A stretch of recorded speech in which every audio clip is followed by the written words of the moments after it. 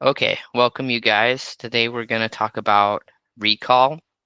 Um, we're going to kind of discuss how we teach recall, which is the same way if you were going to go down like the e-collar route or if you weren't. We teach it the same exact way. And the type of recall we're looking for is recall where dogs stop on a dime, they make a U-turn, and they come running back to you. That's the kind of recall that we need. We usually need recall when um, it's an emergency, when things are like super dire that we have a response right away. And I'm going to teach you how we get those results.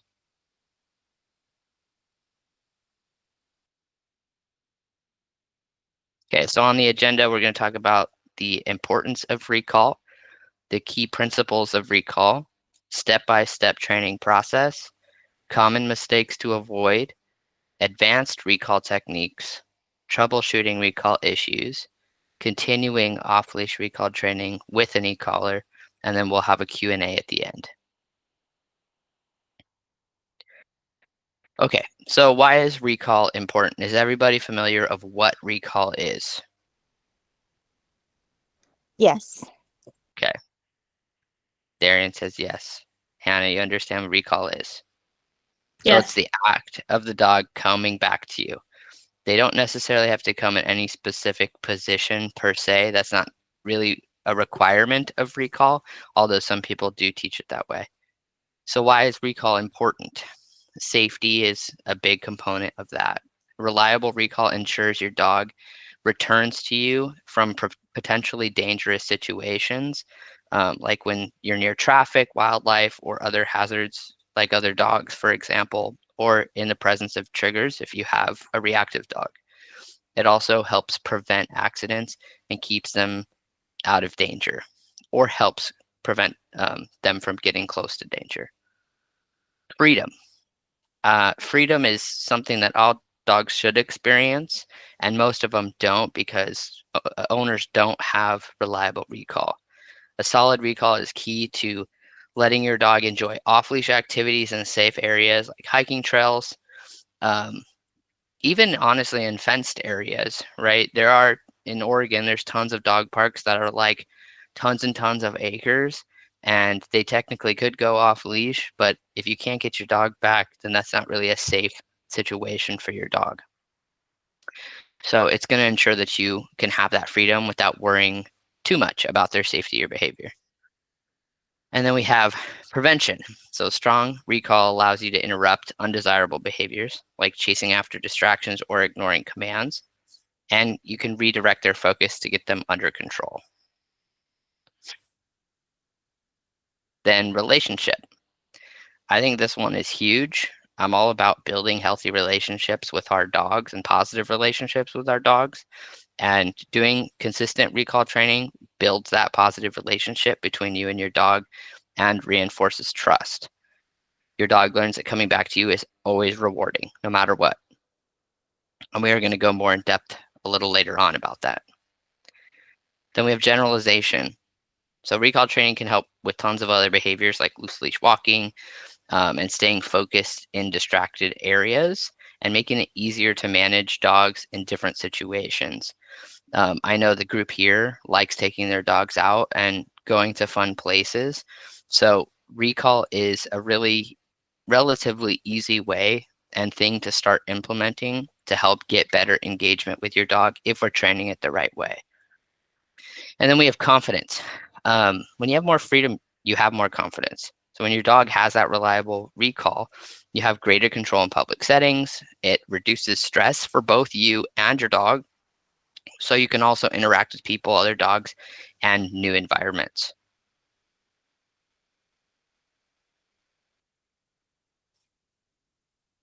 So the key principles of recall. So number one is going to be consistency. You're going to want to use the same recall word every single time. You're not going to change it from come to here or come here. You're going to have the same word every single time. Now, I'm going to note here that oftentimes people use a recall word right from the get-go, and their dog's coming 40, 50% of the time. If it's anything under 100% of the time, You don't have a reliable recall, and you've made that word mean something not important. So when I have clients that come to me that say they've already tried teaching recall, and let's say they use the word come, I tell them that they're going to turn that come into a throwaway command. And you're going to pick a new one, and we're going to immediately start making that recall word mean what we want it to mean. And that throwaway word is a word that you can say throughout the house. And it's a word that, I mean, we're human beings, right? So it's in our nature to just kind of spew things out by habit. And that's the word that you're going to be able to do that with, at least for right now. You're still going to reward if they come to you, but you're going to have a formal recall word, which is your new word that we're going to build to mean exactly what we want it to mean, which is you come to me right when I ask you to. And then we're going to reinforce recall regularly, even in low distracting environments, so it becomes a reliable behavior. And we're going to make sure everyone in the household uses the same command to avoid mixed signals. That's a very difficult thing to do if you have a multi-person household, especially with there being multiple adults in one household, is that sometimes each person does things a little bit differently. So it's important when you have a dog that other people are going to be interacting with in the house that you kind of sit down and have a conversation and create a list of what all those commands are. So that way it's consistent across the board. And there's going to be little variations on maybe how you do things, but the one consistent thing you should have always is at least the word. And then motivation. So keep recall exciting by offering rewards that your dog loves, like treats, toys, or playtime. And a high value reward makes returning to you more appealing and reinforces that behavior. I also recommend varying the rewards to maintain your dog's interest and enthusiasm for coming back when called. If I have dogs that are really struggling with recall or really struggling with focus in general, or are struggling with food motivation with just like plain kibble, I recommend that that client goes out and picks something specifically for that recall session that's high value and that's something that they don't get all the time. And if your dog isn't food motivated at all and they're more apt to doing toys or play, I would also pick one specific toy that's new that they only get during that time. So that way it kind of brings up the excitement level, because recall should be exciting. Recall is relatively easy to teach when you have good bonds with your dogs, but they're also dogs and they get distracted, and a lot of them are strong-willed and like to go off and do their own thing. So we need something that motivates them and excites them to want to come to us when we're doing these exercises. Then we have gradual progression. So you're going to always start recall training in low distraction environments and slowly increase the difficulty by adding distance and distractions. You're going to practice in different settings: yard, park, around other dogs, and in later stages, you could go to public places that are much more busy. Like in California, we'd go to Old Town Temecula, where there's tons of people and tons of activity. And in here, you could go to downtown Portland. You want to gradually work your way up to be in those kind of high traffic areas, so long as your dog is enjoying that process. And then you're going to build up to off-leash recall by using a long lead to safely practice in larger spaces. I think a lot of times people will make the mistake of taking their dog off leash way too quick, and then they break down their recall because their dog wasn't ready for that. So the steps of recall. These are the steps that we as Bingley Co teach. And there's 5 key steps, and they have a little extras buried in there, but I'm going to break down each step. So recall is again needed when your dog is distracted, right? It's not when they're in a sit state, it's not when they're in a down state, it's not when they're being perfect. It's when they are engaged in something other than you and distracted by those things. So the first step when doing recall training is to allow your dog to focus on something else before calling them. Um, if we're trying to teach the type of recall where the dog comes back to you in those types of moments, we have to practice in those types of moments. So it's going to ensure they're learning to disengage from distractions. And we're going to make it mean something the first time that we start working on it too. So the second step is to call and guide. So right when you say that recall word, for example, if I say, Stella, come, right when I say come, I'm going to tug the leash and I'm going to say my recall word clearly to get their attention. And this helps reinforce the connection between the command and the action. Again, we're looking for the slingshot, right? We're looking for a dog that turns on a dime right when we say the recall word. Not in 5 seconds, not in 20 seconds, because those 5 and 20 seconds could be the difference between something serious happening to your dog and your dog being safe. So again, we're kind of layering these things on top of one another, which is the recall word and the tug at the same time. And that tug is enough to turn your dog around. It's not enough to like choke them out. It's not so little that they don't care about it. And in the beginning, you're going to mess up and fumble a little, and that's totally okay. You have to learn with each specific dog what that perfect tug looks like, and see what they respond to in each situation also. So number 3 would be reward and secure. When they come to you, you're going to grab their collar and immediately reward them with treats, praise, or play. This is going to reinforce the positive association with recall, and it's going to prevent them from leaving. We don't want to teach dogs to come to us and immediately leave, so grabbing that collar is just going to prevent that from happening. And then 4 is engage. So keep your dog's attention for a minute before you release them, because that's going to strengthen their focus and prevent them from just bailing immediately. Again, the goal is to get them to come to us and stay to us until we tell them it's okay to go back off and do their thing. And so you want to keep them engaged and wanting to engage with you when they come to you. And then the last step is a release. So you are going to use a release cue, whether that's okay, go, break, doesn't matter. Again, just make sure it's consistent and everybody's using the same word. And that's going to tell them that you can go off and do your thing again. So we're also teaching freedom at the same time. I'm going to pause real quick and make sure everyone understands those steps, or if you want me to go in depth of any other step. I have a question. Sure. So what happens like if we need our dog to get distracted, but they won't move away from you? So that tells me that you're either engaging with your dog too much, while you've released them, whether that's like talking to them or engaging with them in any way, especially knowing your dogs, they look for anything. But it also could be a sign that you're not practicing in an area that's difficult enough for them. That means you might need to go somewhere where they're going to find those distractions. So if you're only practicing at a park, for example, or a specific park, and you just can't get them off of you, then you're going to want to go somewhere different.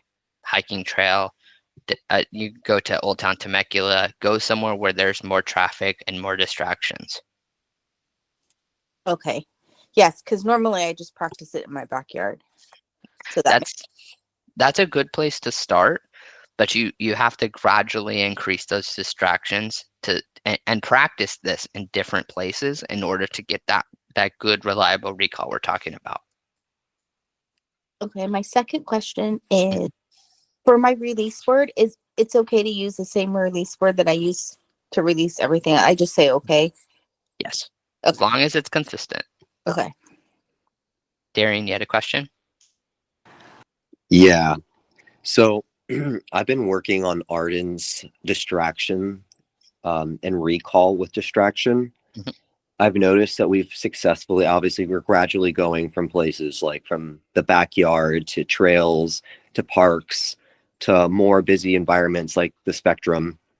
And the issue that I'm noticing that we're running into is that he does well with distractions like small animals, other dogs. It's dogs that are being reactive to him. I noticed that he is having a hard time connecting and staying focused on me when there's an aggressive dog hawked up, barking at him, lunging at him. And I understand that expectation is really high because obviously that's danger. And he's focused on what's coming towards us. And because of his breed and genetics, I just understand that he's more, I wouldn't say territorial or more protective of us, but he's definitely more aware of dangerous situations versus my other shepherd, Hercules. So there's a couple of things that you can do to help mitigate that behavior, and recall is technically one of them. You could take Arden around dog parks, not in dog parks, but around the outside of dog parks where dogs are being vocal and there's tons of different energies present, and you work on that recall in that situation. You let him get a little bit intense and focused on what's going on, and then you recall him out of that state of mind. It's important that you do that after you've already practiced it in milder situations, because that's going to build up recall being a positive, and it's going to also increase those dopamine levels when you do practice recall. And then when you go into situations where it might be a little bit intense, we're counter conditioning that negative emotion with those dopamine levels and kind of snapping them out of that state of mind, and also making sure they can do something that they like doing and that they're successful doing. Got it. Some other things that you can do to kind of help with desensitizing those situations too is if being barked at is one of those things, you can play barking sounds like on YouTube and stuff. I would say relatively loud, because that's how it's going to be in real life. And you pair that with something good. So again, we're counter conditioning the emotion that the dog feels. So you could do something like lick mats or Kongs or bully sticks or something that's super high value while they're listening to that, to kind of teach them that it's no big deal and positive things happen. But then you also are working against some breed things.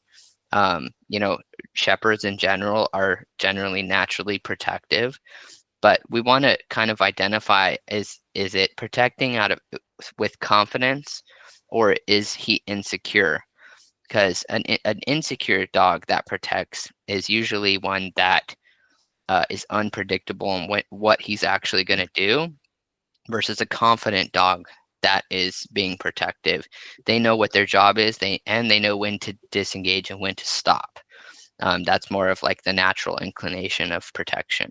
So if it's due to insecurities, we have to build confidence around those situations, and the recall around dog parks also could be super helpful in increasing that confidence.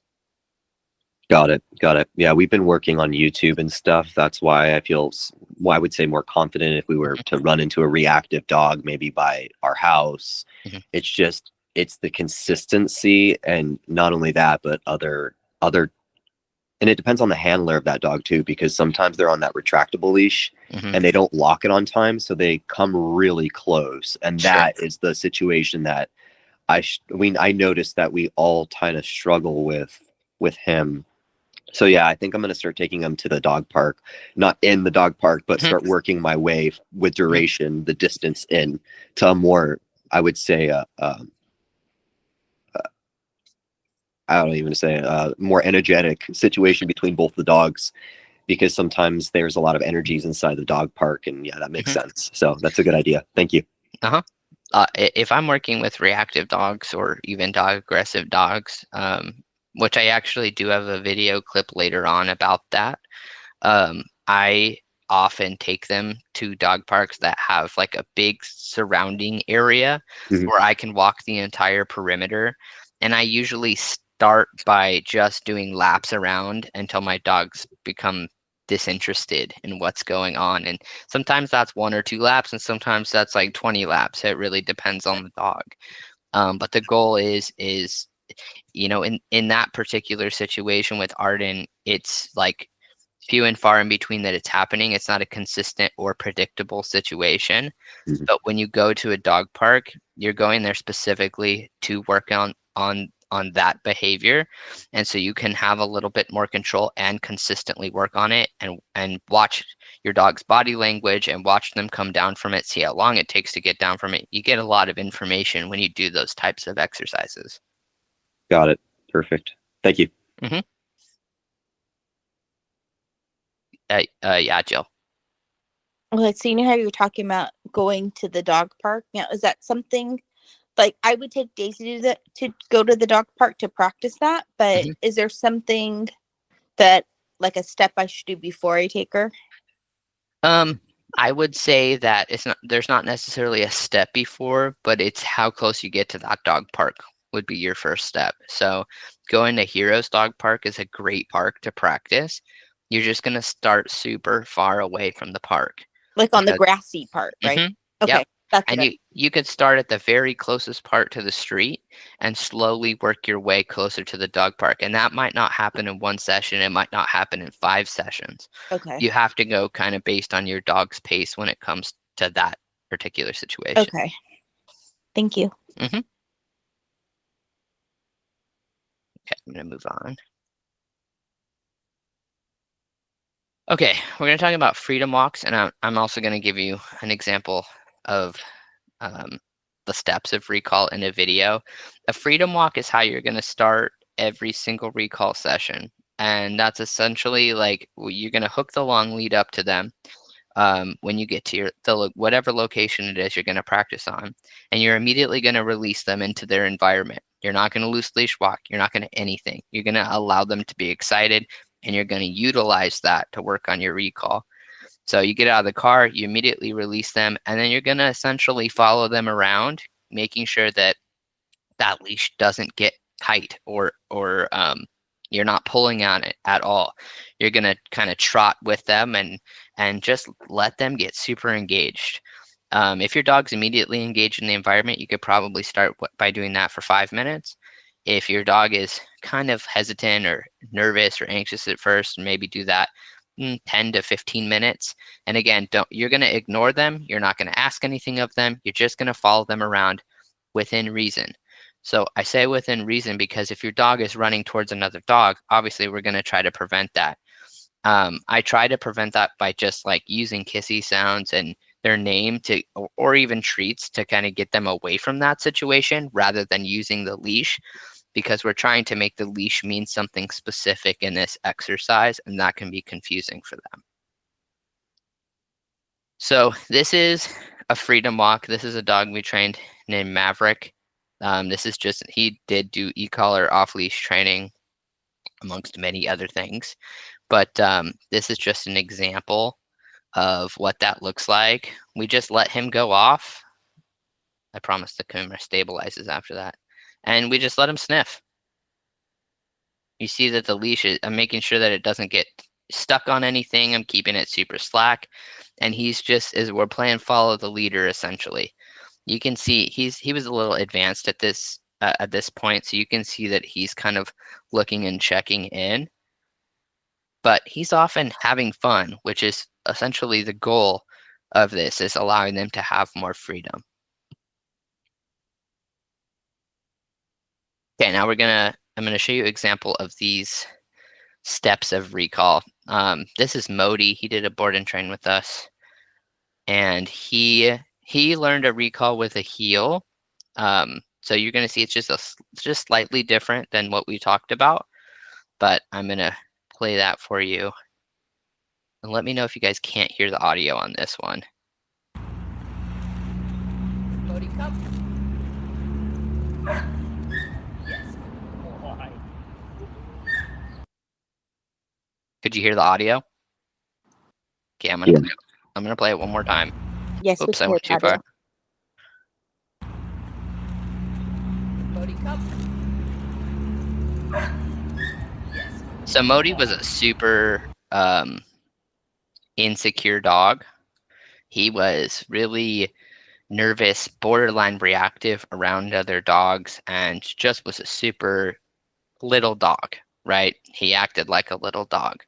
I'll break down these steps to you in slow motion too. So I let him get distracted. He's there chasing Marty's butt. He wanted to sniff it, and Marty's like, "Get away from me." So we use that to our advantage.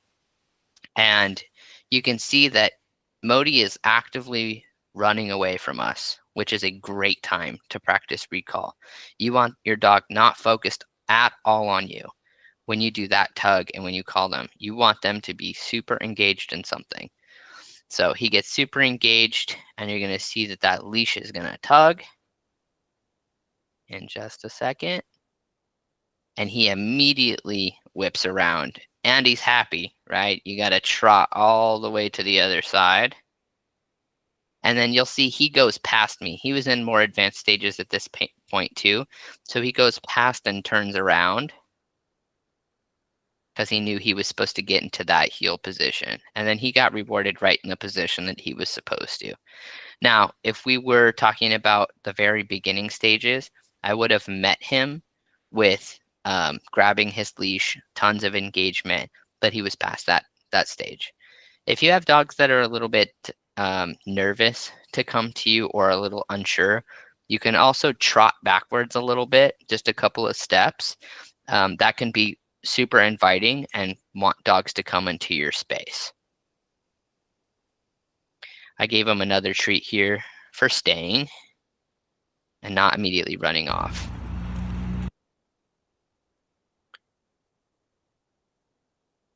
Okay, so this is an example of what fading the tug would look like. Obviously, we're not going to be tugging our dogs forever.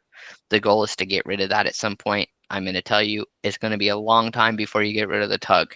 We are building up muscle memory. We are making sure that it is foolproof, that no matter what situation, that dog is gonna come. So this is over the span. These people in particular trained with us for 6 months, and this is kind of like the ending stages before they were completed. And on top of that, their dogs are reactive, severely reactive. And there is a video later on also showing what that looks like when recalling with reactivity. So we're going to talk about the fading that tug. There's no audio in this one, I don't think. So the dog's distracted, off doing their own thing. And you can see that the leash is going to move just a little bit. Right. It was a lighter tug, no big deal. Dog comes running back. She stopped, engaged with her dog, and then not in the video, then released her dog. I'll play it one more time. Again, dog is getting distracted.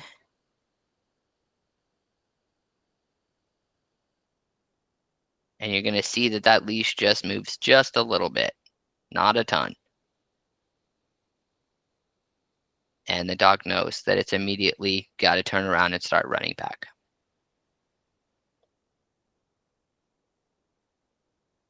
Okay, same dog. It's actually the same day. And this dog, again, is reactive. And I'm going to break these steps. I did put audio on this one because I think the audio is important. I want you to listen. Is it me or did everyone go silent real quick? I think everyone muted themselves. It might be me. Sorry, guys. No, you're good.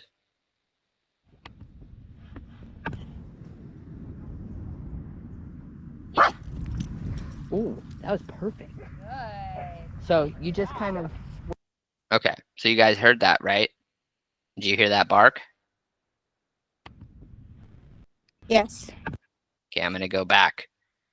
So you kind of notice in the beginning here, right? Look at the intensity in the stance. She's getting super intense, and we utilize that to our advantage.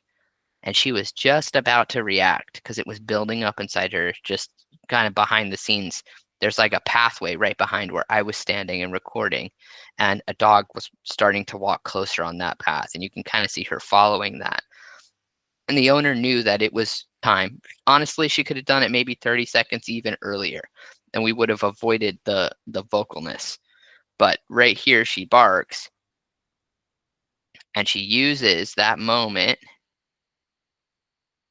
to recall. Oh, let me go back just a little bit. She barks and then uses that moment to recall back. She still comes running back despite the distraction, and then got heavily rewarded for it. I also want you to notice this dog was very sensitive to intimidating body posture, and this owner recognized that, so would kneel down with her dog instead of bending over. And every dog is different. Some don't care, but some need this. And the owner was really smart in recognizing that this is what her dog specifically needed. I'll play it one more time with the audio.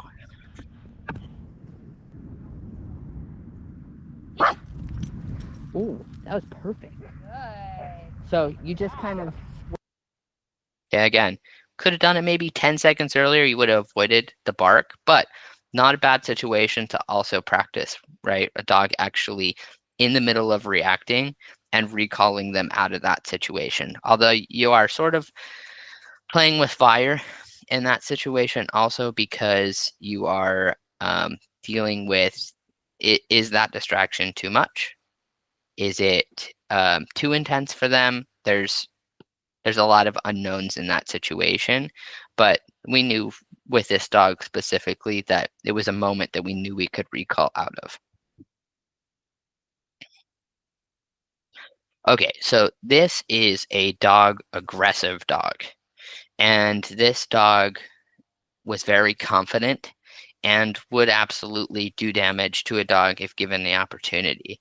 He was also sort of dog selective. There was dogs that he was sort of okay with, but kind of a sketchy thing to also trust, put this dog in those situations. So this is examples where recall can help with reactivity. And you're going to notice we're practicing with a up against the fence line. This is not the first step. We've been working on recall for a while.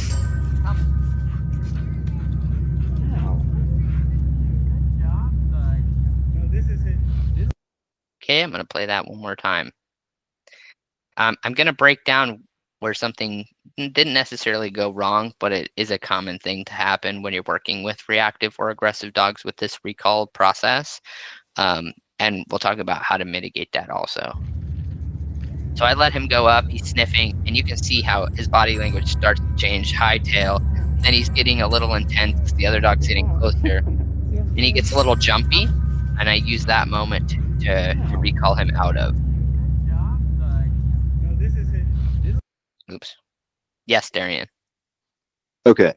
So for a confident dog like this, who's also dog selective, how do you help mitigate body language, inappropriate body language? Because I immediately saw that, like the body language on that just switched. Mm-hmm.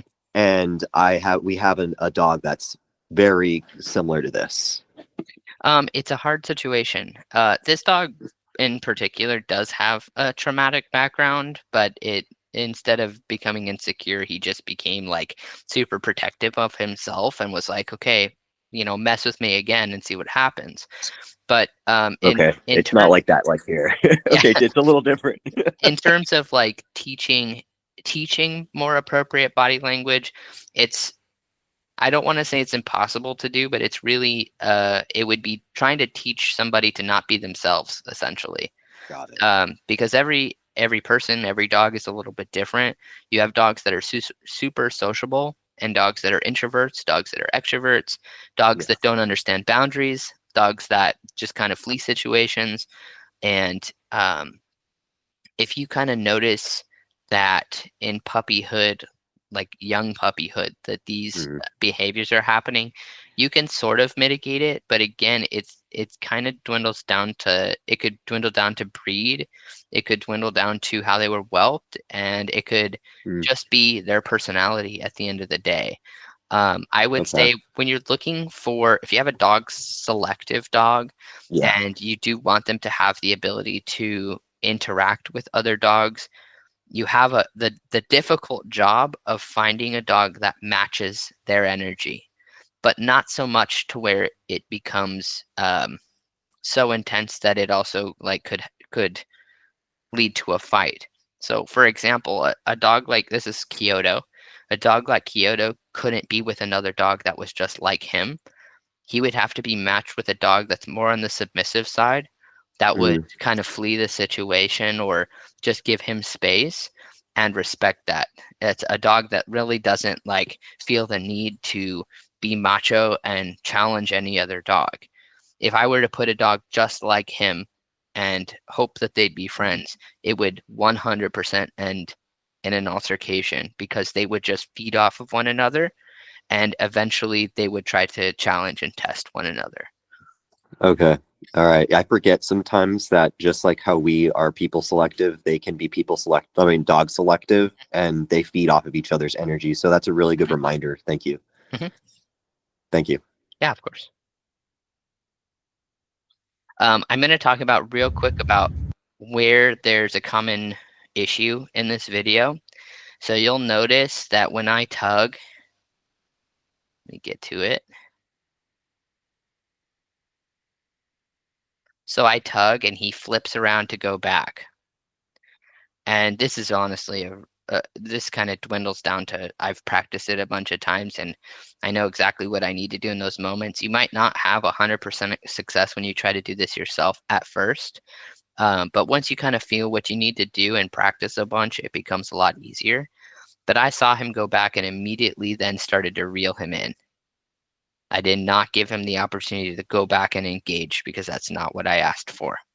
So this is kind of a seamless moment where tug goes back, reels in. I did not repeat my recall word, and I didn't keep tugging on him. I just pulled him in because, again, recall is supposed to mean you come right now, not you come in 5 seconds, not you come in 20 seconds.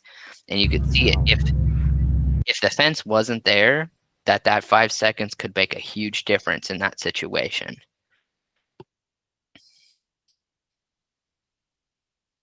So we're going to talk about some common mistakes to avoid. Yes, name's Crazy Daisy, so it's a little confusing, Jill. It's okay. When you know how you did the tug to reel them in? What happens if the tug doesn't work? So I did an initial tug, which is the normal one that you do. And then after that, I just reel them in. There's no option, right? So there's no way that you could fail that because you are literally reeling them in like a fish and there's nowhere to go. But the key there is that once they get to you, no matter how challenging or difficult it was, you have to be 10 times more rewarding in that moment. So that way they know that coming to you is the right choice. Okay, got it. Thank you. Mm-hmm. Okay, so we're going to talk about common mistakes to avoid. And I broke them down into 2 main categories, which is poor execution of the recall process and weak reinforcement and communication.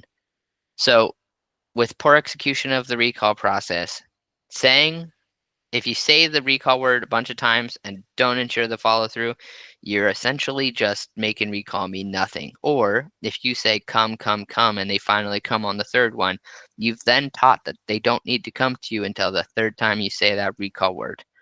So it's important that the recall word is said once and then you get the behavior. After that, you don't ask for it again. Another issue is not creating enough distraction before calling the dog, which leads for weak engagement. So, Jill, you kind of brought this up, I think, with Daisy, is that she's not leaving your side, right? She's just kind of hovering around you. You have to now create more distraction for her to get engaged and practice in those moments. And then not tugging hard enough. I think this is one of the most common things that I see among my clients, is that they're afraid to tug too hard. I don't think they're giving their dogs enough credit that their dogs are not hurting from this tug.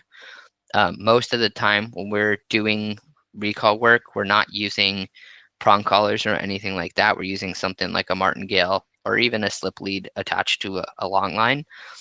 There are some dogs that have to have the prong collar on, and I would say that's more of the reactive or aggressive dogs. And that's because those dogs are super intense in those moments and they need a little bit help being called out of that state of mind. Darian. So going back to what you were talking about with the right tools for the right type of dog. Mm-hmm. So I have to use a prong for long leash recall because once he's engaged on something, it's very intense. Mm-hmm.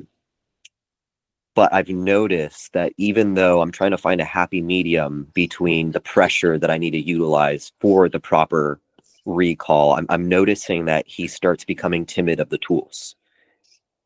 So without the certain pressure, though, the intensity is, it's very hard to break the intensity, even though I've got a plethora of recall tools, whether it's a toy or high value treats. Hmm. He just needs a little extra pressure to have, like, just like how you had Kyoto, you had a little pressure, he came Hmm. right back, but he doesn't do the flip around. But if I have a different tool, like a flat collar or a martingale, Hmm. he will do little spins, and it takes him a minute or two to come back. And I don't want to teach him that when I say here, it doesn't mean that you do 3 spins before you come back. It means Sure. come back now.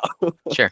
So I'm using the prong for it, Hmm. and I've even switched it up to the e-collar to try to make things a little less intense for him on the prong collar, so he doesn't see it as a negative tool.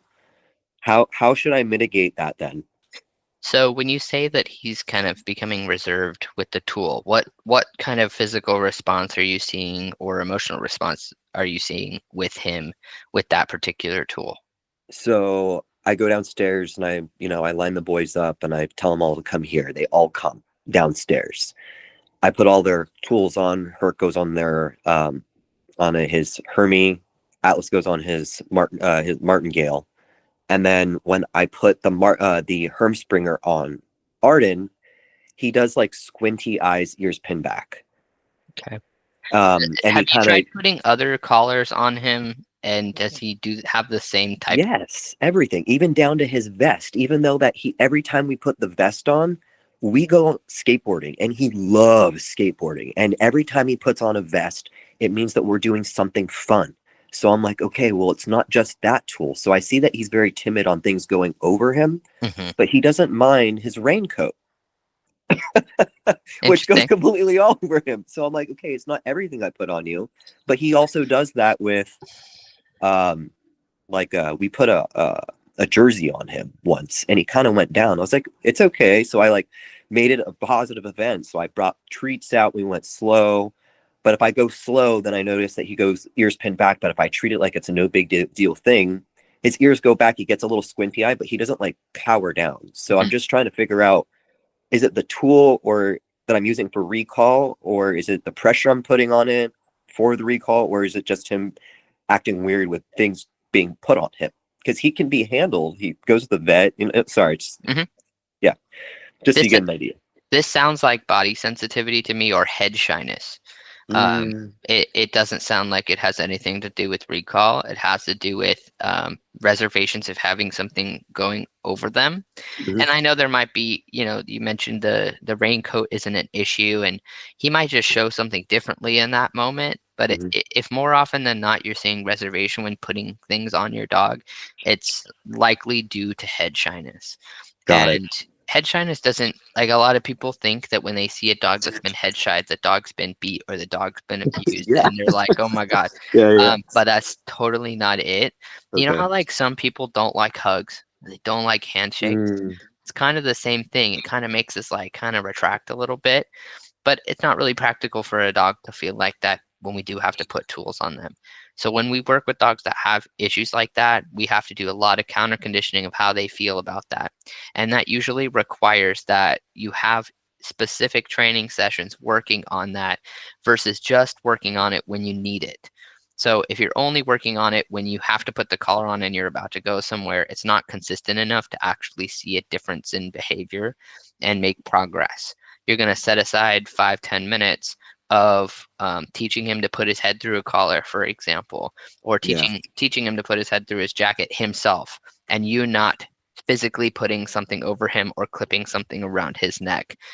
So that way it kind of makes it like it's his idea, which Mm, dogs love when they think that something is their ideal all along. Um, but working with service dogs, that's something obviously that they are not allowed to be shy with. They have to have yeah.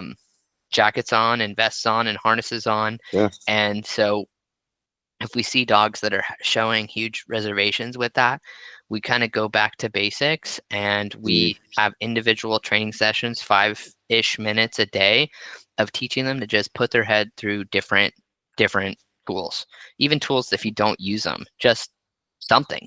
Um, So that way they kind of get more comfortable with it, get comfortable with your hands around their face, and kind of teach them that nothing bad is actually happening and there's nothing to be reserved about. And something good happens.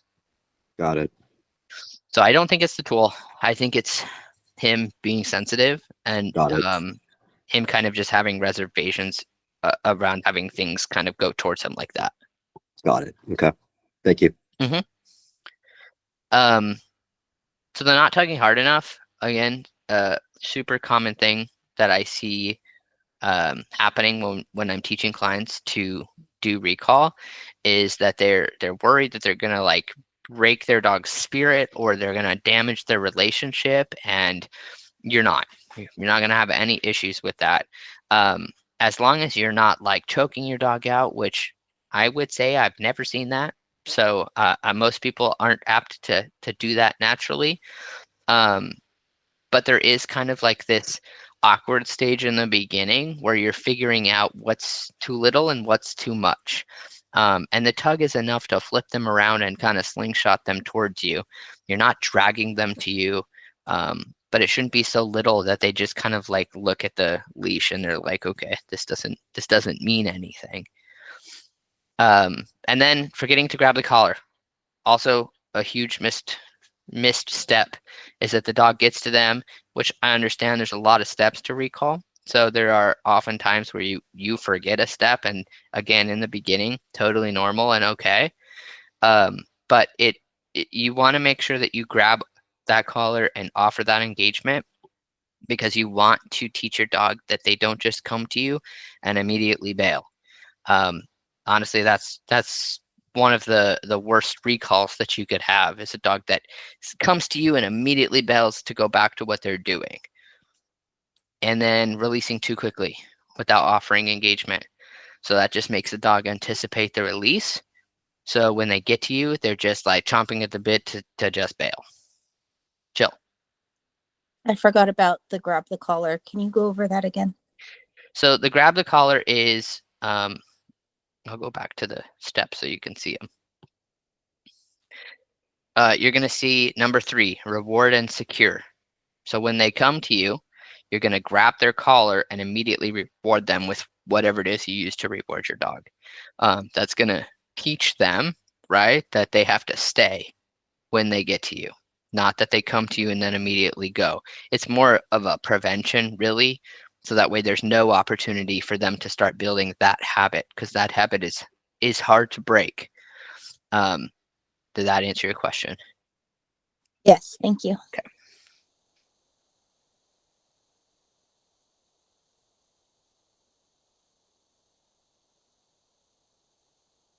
Okay. The other side of this is the weak reinforcement and communication. So using a weak or boring reward, like honestly, kibble for most dogs is not enough if you have a stubborn dog.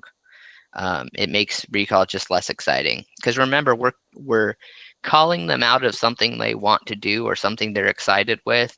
So why would they want to? Why would they want to come to you if doing what they're doing is more rewarding? So we want something that kind of counters that excitement that they're experiencing, and we just have to pick something that it's specific to each dog that's going to really make them excited to get to us. Accidentally using a negative or frustrated tone. Listen, we're human beings. We're going to get frustrated and we're going to get upset. I am the first to admit that even as a dog trainer, there are moments that I feel that way. We have to do our best to kind of like tuck that away as best as we can and at least put a smile on our face, no matter how frustrated we are in that situation. Because if you look at it from a dog's perspective, if you ask them to recall and you're really just kind of struggling to get that response, it does usually mean that there's something missing in your series of steps, or that we aren't doing something that needs to get the results we're looking for. But again, we're human beings, so it's really easy to get that kind of frustrated tone. But why would a dog want to come to us when we're showing that frustration? If we're showing our discontent with what they're doing, it naturally makes them want to retreat from that situation. So if you are noticing you're starting to get frustrated, I always recommend you're going to get one more, as good of one as you feel like you can get, then take a break. Just kind of get some space from the situation. Don't stop in the middle of you being frustrated. Don't stop when you've had a really bad one. Just try to get one more good one and then end your session for the day for a couple days. Regain yourself and then try again. I think that's probably one of the most difficult things as human beings that we have, is knowing when to stop and when to take a break. And because that can definitely make it so you lose progress, and it can hurt the relationship between you and your dog too. Another thing would be punishing the dog after they come to you, which I would say when you're teaching former recall, most people don't do this because they're following the advice of a trainer or, reading about it. But there is a whole group of people that believe that if your dog doesn't come to you immediately the first time, that they don't get anything. Like, you didn't come when I asked you to, so you don't get food, or you don't get rewards, you don't get play. And all that's taught your dog is that they worked really hard to get to you and they got nothing for it. So you're just reinforcing a bad recall. And then the last thing would be stop executing all steps because they think they're ready. Also super common.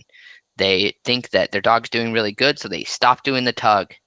And then they go out to a distracting place and their dog doesn't come because the dog wasn't ready to fade the tug. Again, those people that I showed you, we worked with recall, and these guys were perfect on their homework. They were full-time RVers. They had tons of time to be able to practice, and they did 6 months of that training before starting to fade the tug. If you put in a ton of work in the beginning, that process can definitely go faster, but I think that you can expect it takes about 6 months from start to finish to be able to even start thinking about off-leash reliability. And I'm saying this to an average dog owner. Obviously, you see dog trainers do board and trains where they take your dog for 2 weeks, 4 weeks, 6 weeks, 8 weeks, however it may be, and they promise off-leash reliability. I don't do that. I don't ever promise off-leash reliability because dogs are dogs at the end of the day. And 4 weeks is not enough to create a pattern and to create security that you could trust a dog to be off leash in any situation, no matter what, with their owner who has not practiced that off leash work. So I work with owners after they get their dogs back to make sure they get to that point. But there's just a lot of unknowns, and we like to make sure that dogs are 100% before going into that situation.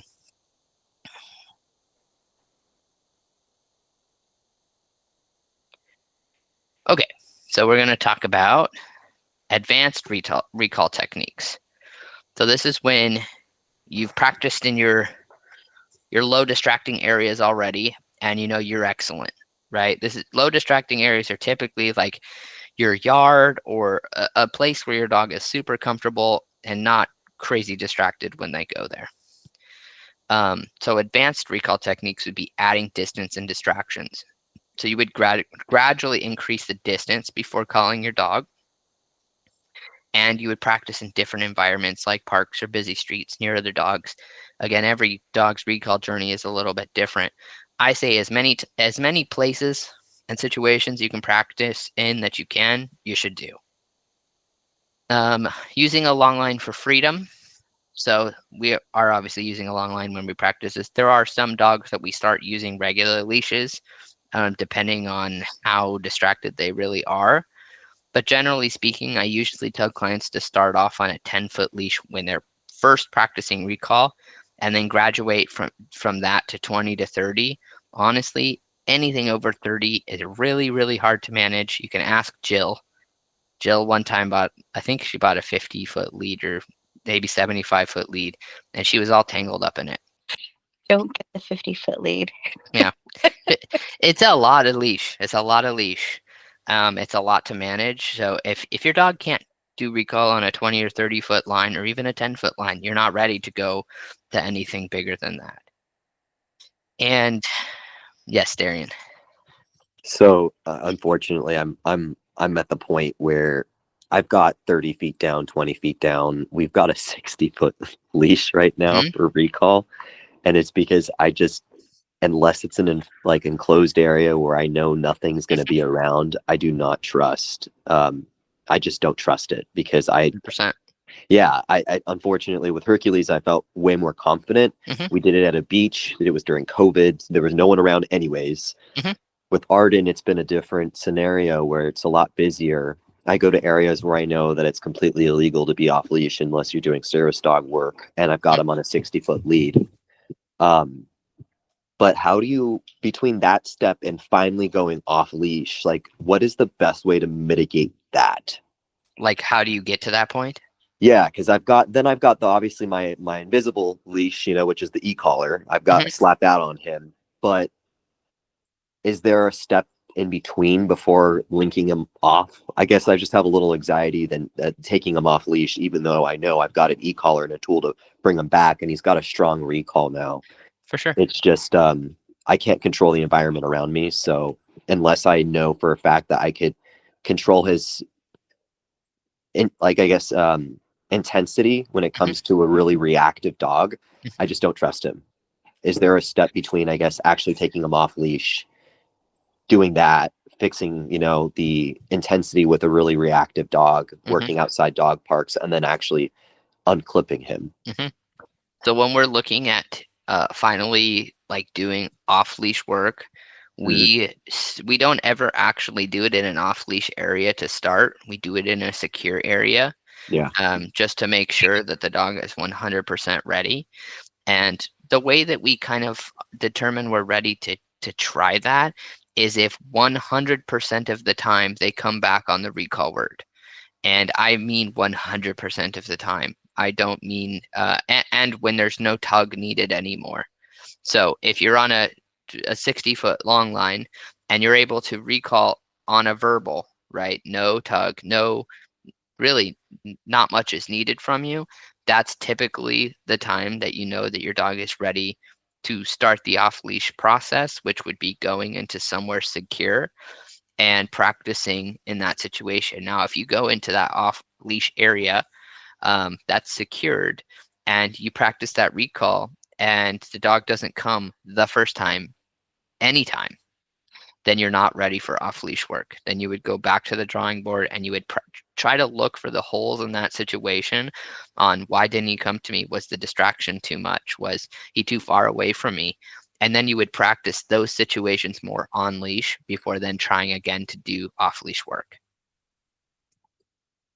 Got it. That answers my question. Thank you. Where was I?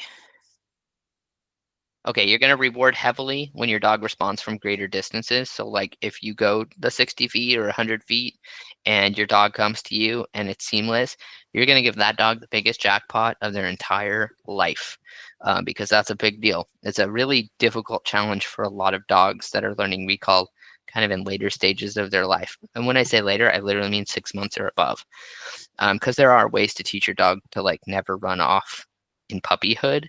But most people, when they start teaching recall, it's usually a little later in their life.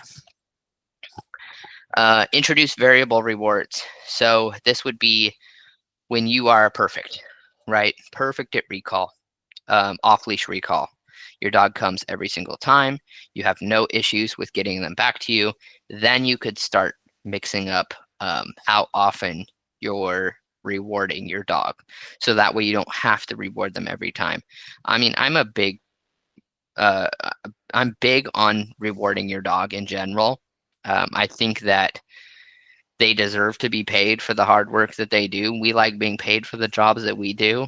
And that's a really easy and simple way to do that, whether it's treats or play or praise. But there are some people that want to eventually fade that out. And I totally understand that too.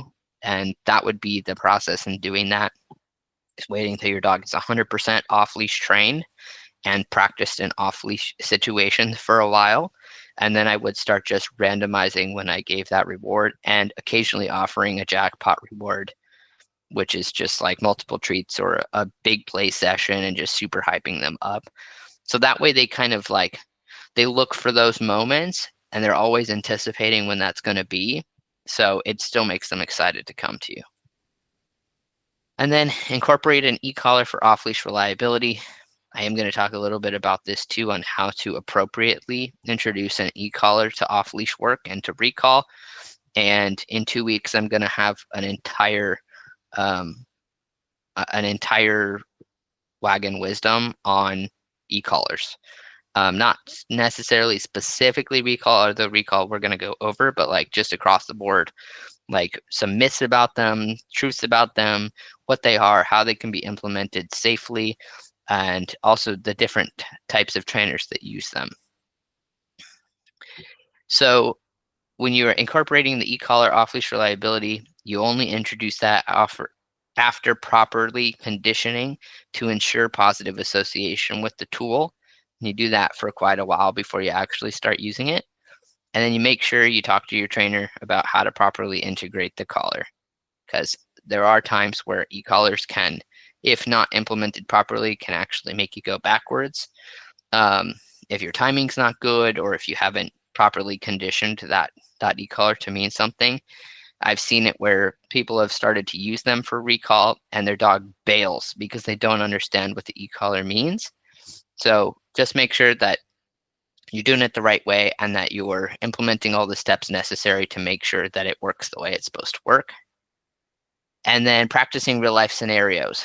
So calling your dog away from distractions like squirrels, food, or playing dogs, like dogs. We talked about going to the dog park. I would also say a big real life scenario that, like when we would have board and train dogs, what we would teach them is to recall back inside from running outside.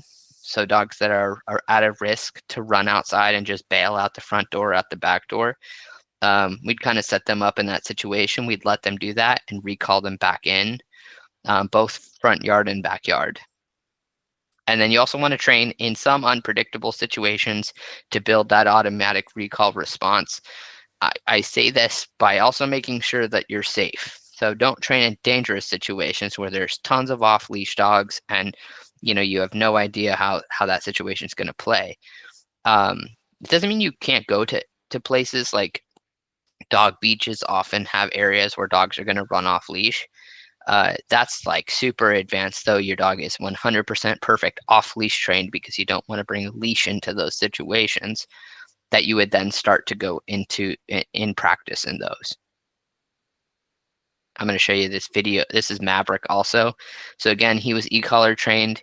This dog was on the verge of being rehomed. He was tearing up his human. I mean, he was mouthing so hard. He was super high drive, super high energy. He humped every woman that came into sight of him, and he was just a terror. And she called us on the verge of rehoming him, saying, "I can't deal with this dog anymore." So when we got him, he was a rambunctious, very intense. He also had frustration, aggression. So when he would get frustrated, he would discharge on his human, which is one of the reasons we went the e-collar route, because that meant that my hand was nowhere near him when he needed direction. This dog could not walk on a leash. He was all over the place. You were flying him like a kite. And this is what you can look forward to. And I got this particular behavior, the loose leash walking and the focused walking next to me, just by doing recall. This is what a lot of the times dogs will offer when they learn recall this way. They learn to just kind of stay in your bubble until they're released. And I offer a lot of engagement with him, and he offers it back. Oops, I went next.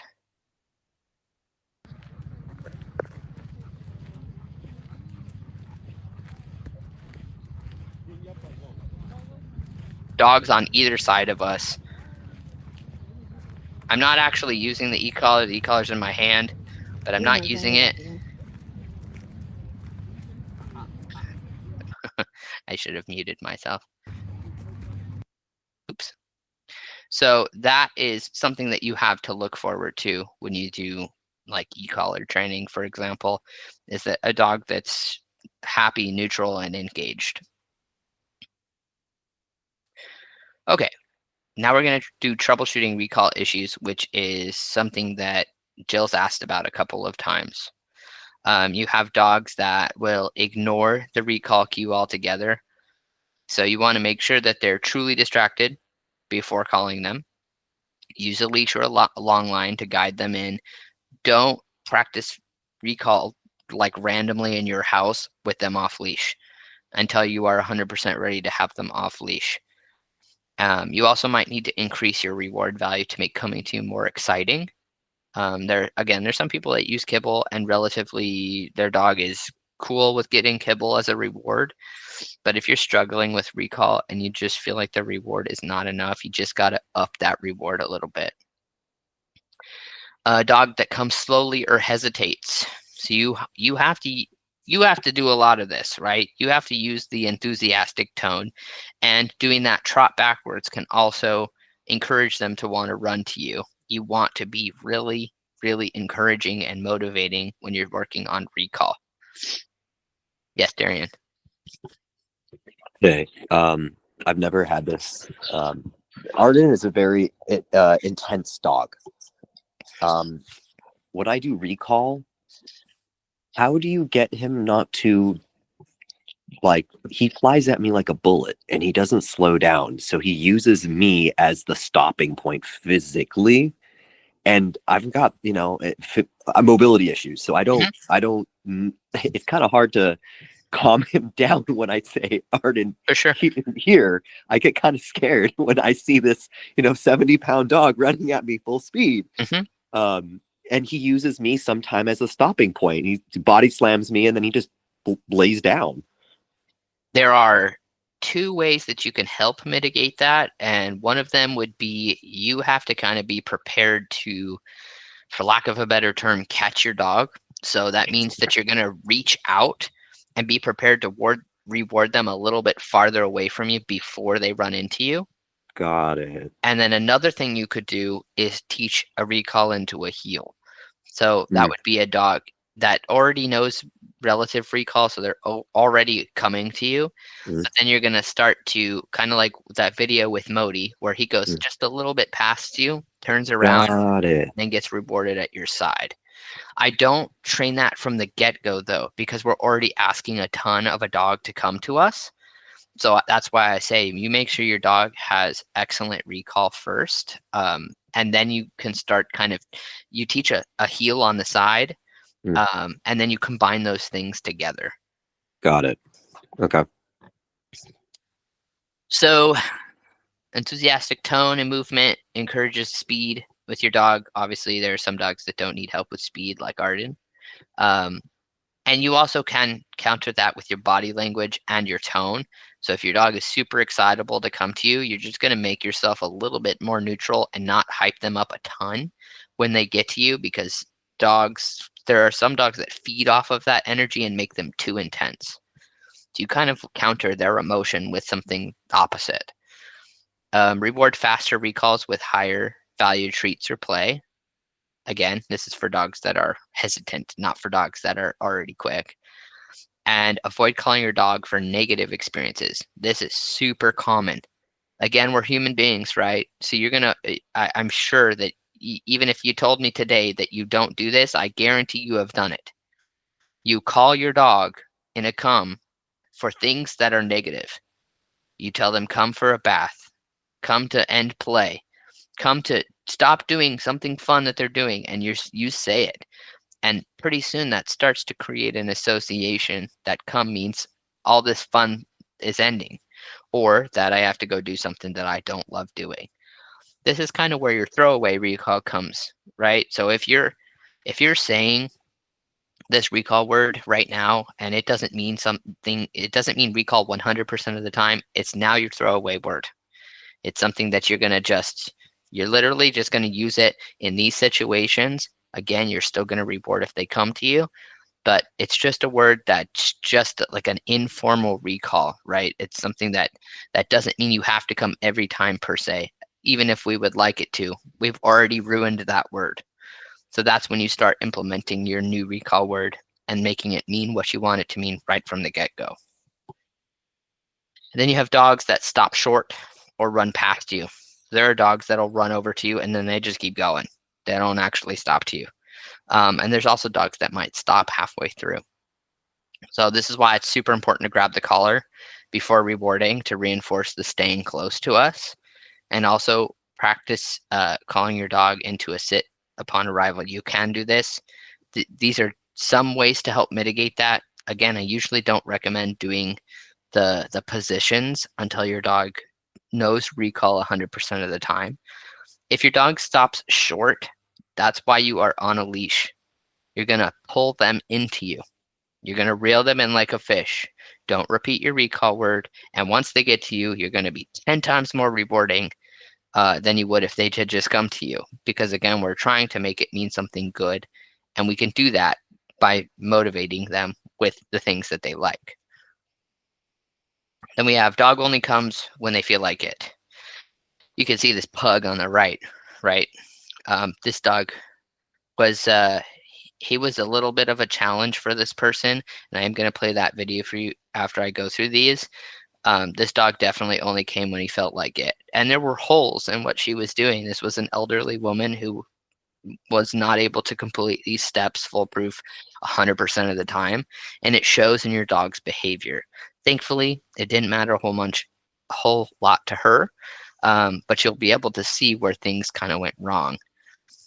So you want to be consistent. You don't ever let them ignore the recall cue. You avoid repeating the cue and guide them in with the leash if you need to. And you increase training in various environments to generalize the behavior. Dogs don't generalize alone. So if you're only ever working, Jill, this kind of goes with you. You're only ever working in your backyard on recall and you never go anywhere else. You can't be sure that your dog is going to know recall in any other situation but your backyard. You have to practice in as many situations and places as you possibly can. That's how we teach dogs to generalize, is by doing those training sessions in different places. And then dog anticipates release and leaves too soon. These are people that don't grab the leash or only grab the leash a handful of times, not every time. Their dog is just learning that there are moments that they can just leave. You can add shorter engagement periods before releasing if you're having a lot of trouble. So that way your dog doesn't like pull away from you, and then kind of work your way up to increasing the duration of that, and randomize the release timing to prevent anticipation. So sometimes they get to you, you reward, engage for a second, release, and sometimes you can make them stay for a minute before you end up letting them release. Just randomize how long you're actually keeping them with you. All right, we're gonna look at this pug. Rocky, come. Come. Good boy. Good job grabbing on. No? Grabbing your collar. Good boy. Okay. Good job, kiddo. All right. Do we see some things wrong there? Yeah. Okay, so we're gonna break that down. Rocky, Okay, right there. She said Rocky, and she said come. Great. come. Look it, dog didn't come. The dog didn't come immediately, so she repeated her command. And he did come on that second one. Come. But what are you also noticing about the leash? Come. I know it's not a full picture there. There was no tug. The dog was not ready to not have no tug. I'm gonna play it one more time. Come. Come. Good boy. Good boy. Good boy. So here's where she went wrong again.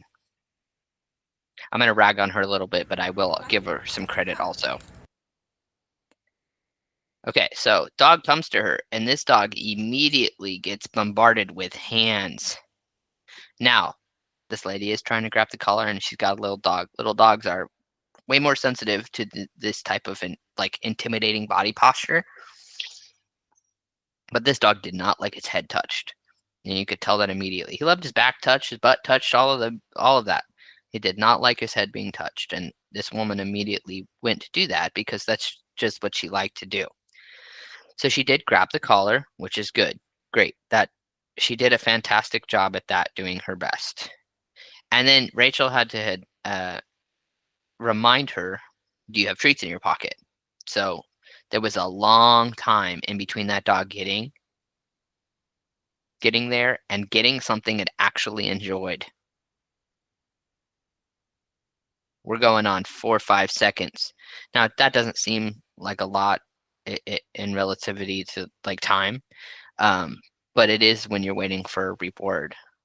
In dog language, rewards and corrections should happen within 3-4 seconds of the behavior, not 5 to 10 seconds after. They have Rocky has no idea what's happening anymore. One day it'll get there. So you see how long it was before he actually got food. Now watch how she delivers the treat. She shoves the treat in his mouth. You can see he backs up a little bit. He's not enjoying the situation.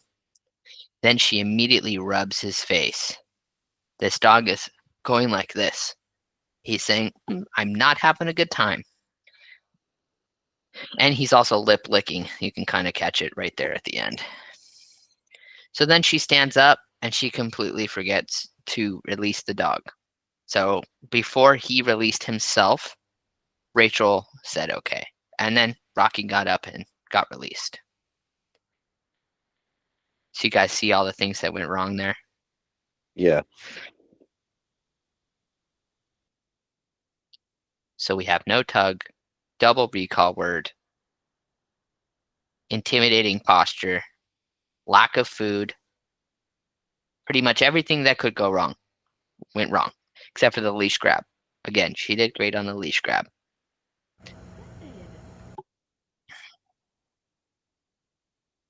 Okay, now it's your guys' turn to determine what went wrong here. So I'm gonna play this video. Now, this is me. This is an on-purpose video that we created to kind of show people the things that could go wrong. This is Bodie, which is a dog that we worked with and trained, who is now a search and rescue dog. I want you to he was a super intense, high drive, really intense German Shepherd. And there's a lot of examples in here of what went wrong. So I'm going to play it 2 times, and then you guys can raise your hands and see if you can tell me some of the issues that happened. Oh. Bodie, here. Here. Here. Oh, God.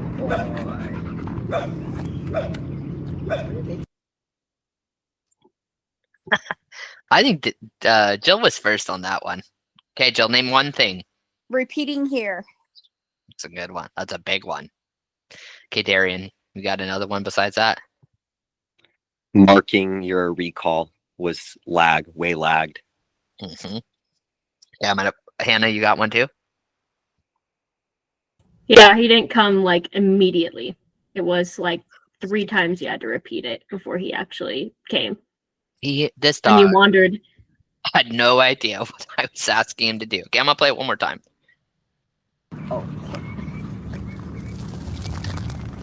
Bodie, here. Here. Here.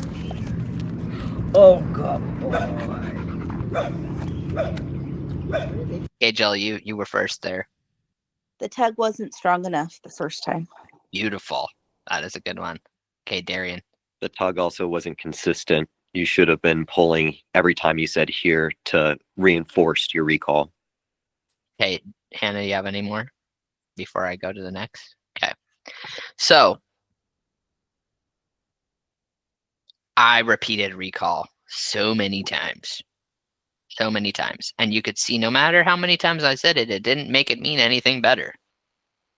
Tug was not enough. None. I had no engagement technique. There was nothing exciting about me. I was literally just a statue just pulling on him. My reward was definitely not enough. He could have cared less about that.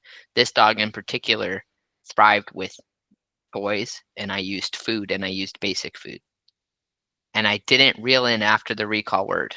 I should not have been repeating come or here, whatever I said. After the first time, if he didn't come, I should have reeled him in. I think that's the only one that you guys missed, is that if you don't get the response immediately, you just pull that leash in and you say nothing else. When they get to you, you be super rewarding and exciting, and then you release them. At the end of the video isn't in here, it cut off too soon, but I also didn't release him. I just let go of the collar and I just let him go do his thing. So I did everything wrong I could have done in this video, and you can see that translated to him not understanding what I was asking him to do, and even confused when he finally got to me. He kind of looks up at me at the end. I'll play it one more time. He kind of looks up at me at the end of, why am I here? Oh, God. He's like, okay, well, I got a treat, so I guess that's good. I also rewarded him for really not listening to me. Does anyone have questions on those specific things? No, but I feel like I'm guilty of all those things. Listen, again, human being, but if it's helpful to like write out your steps, or I'll also send you guys this PowerPoint so you can look back on it, but or I'll upload it to Band, and you can look at it anytime you want if you need a reminder, you need example videos. But it is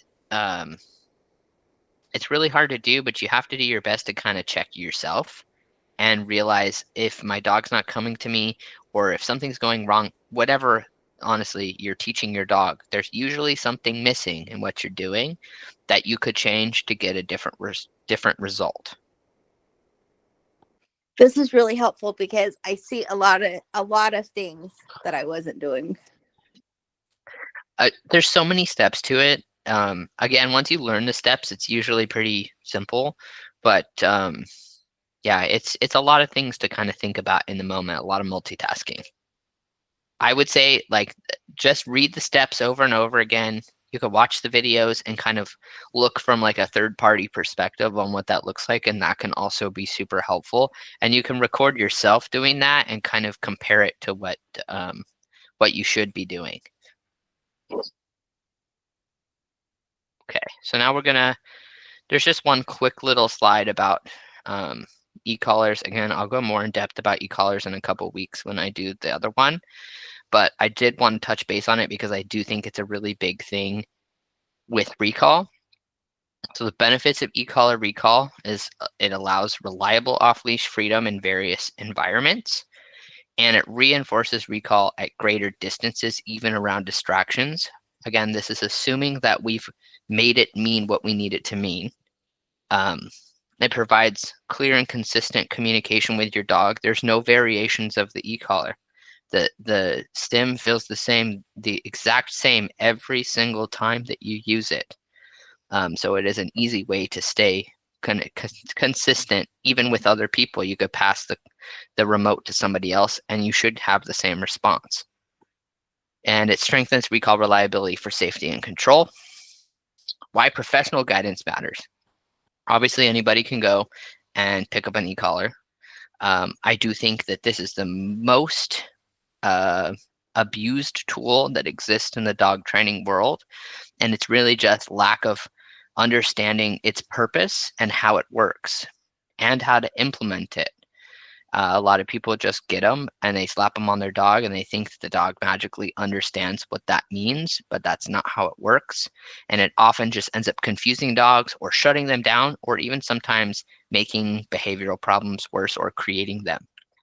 So proper conditioning is super important, and that's going to prevent confusion or fear. And learning the correct stimulation levels ensures the positive experience. And avoiding common mistakes like overcorrection or poor timing is going to improve your success and prevent harming your relationship with your dog. And working together ensures smooth transition to off-leash reliability and keeps training humane and effective. Again, I won't go super in depth on e-collars. on the next Wagon Wisdom, where we talk about everything, and we talk about all the bad things that people say about them, and we talk about how some of those are even valid, but also talk about all the good things and the things that you can do with them, and all the fun that you can have with them.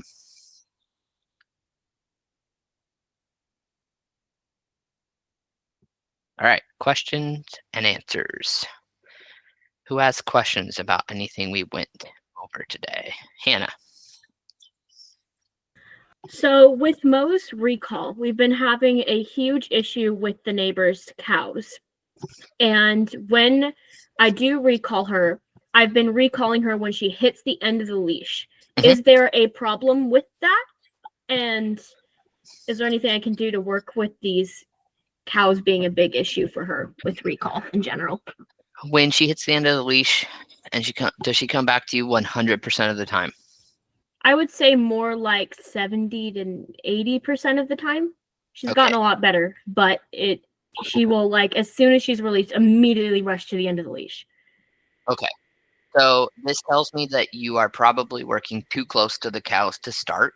So I would work just a little bit of a distance away from where you're already working and really get it perfect there before you even think about going closer. This also tells me if she's immediately running back that, she's too close to that distraction, but your reward might not be enough. You might need something a little bit higher value, and you should probably hold on to her just a little bit longer and do kind of every 5-second rewards to encourage her and show her that staying is a good thing. And she doesn't need to immediately go and engage with the cow or whatever. You could replace that with anything. But that staying around with you is the right choice to do. But I would say the number one thing it sounds like is that she needs a little bit more distance away, getting really consistent with recall before moving your way closer to the cows. Okay, thank you. What else? So, go ahead, Jill. My No, bad. go ahead. She raises. Is there anything wrong with, so like I get like the recall and the duration getting closer and closer to something that is more, I would say, exciting than possibly me, that Arden might be more intense with. Like, he's very dog specific. It's weird. It's like I'll walk him down the street and there could be a large dog or small dog, doesn't matter, barking at him, and he doesn't care.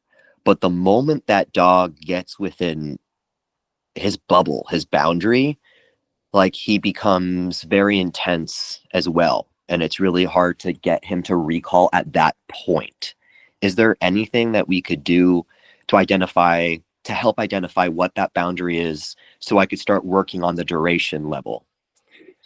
I would be really, really observant of him when he looks at dogs to see if he truly doesn't care, or if there are some, no matter how small, signs that he's uncomfortable with that dog even existing. And I think this kind of goes back to what we've already talked about, and practicing in situations where he's present around things like that. And I think the number one goal, I think this should be the number one goal in general with any dog, service dog or not, is teaching neutrality. So it's teaching them not to care about something. And in order to do that, we have to practice around those things that make them uncomfortable. But again, you have to start from a distance away and slowly work your way close. And there is a way to find out what that distance is at first. So like if you go to a dog park to practice this, you'll start really far away and you're going to walk closer to where the dogs are, and you're going to be staring at Arden the whole time, and you're going to note the moment that he recognizes the dogs and doesn't immediately look away. Right? Got it. So you want to look and see how intense is he really? And if it's some dogs, it's 5 feet away from the fence line, they really could give a rip. But I've worked with dogs that are across a football field and notice that there's a dog and they're super intense and they're locked in on it. So you can kind of tell where, so when you find that moment of where he's staring and he's not really looking away on his own, you're going to maybe move 5 steps away from the dogs, and you're going to stay in that position for a while before moving closer. And I think pairing that with doing other neutrality exercises like behavioral downs. Behavioral downs can be utilized in these situations for this exact reason. Usually start behavioral downs in your home, and you work your way to go to more distracting areas like you would with anything. Remember, it's like you're climbing a ladder. You can't skip steps or you're going to fall. You would start doing behavioral downs in slightly more distracting areas and looking to see how long it takes him to actually be neutral.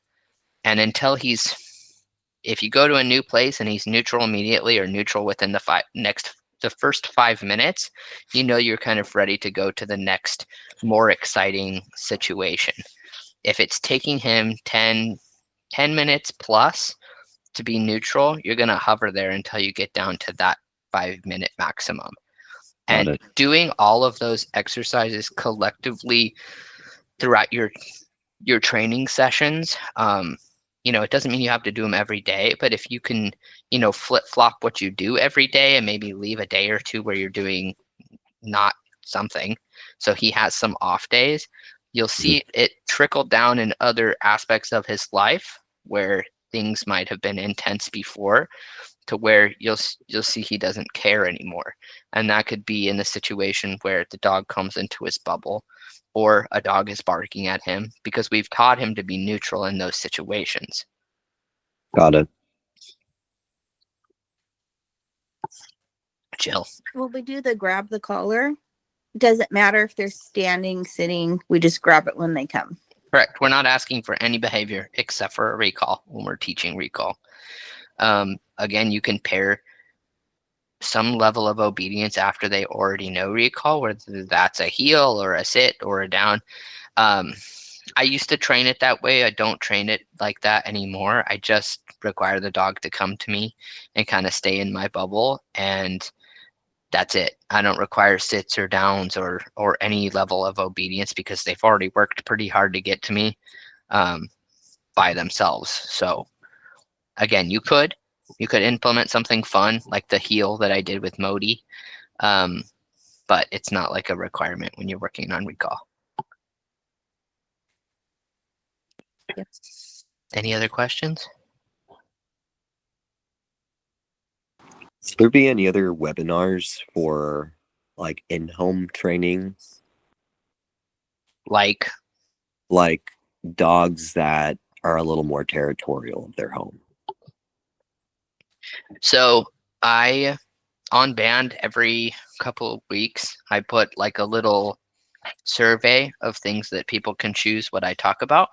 Mhm. So, and there's also going to be an option where you can fill in whatever you want. So if you see that, put that in, and then I'll create a PowerPoint presentation on it, and then you'll see it probably within the month after that. Sweet. And that can be about anything. Sound good? Yeah. Yes, thank you. All right, you guys. I appreciate you so much for attending. If you guys have any questions later on about anything we went over, please don't hesitate to ask. And I will upload this also onto Band, so you can have this whenever you want. You can look at all the things, and but yeah, I appreciate you guys watching. Thank you. Thank you. I Thank you. so much more this time. You're welcome. I hope you guys have a good weekend. But like each time it sinks in. That's how it works. All right, guys. Enjoy your weekend. Thank you. Bye. Daddy.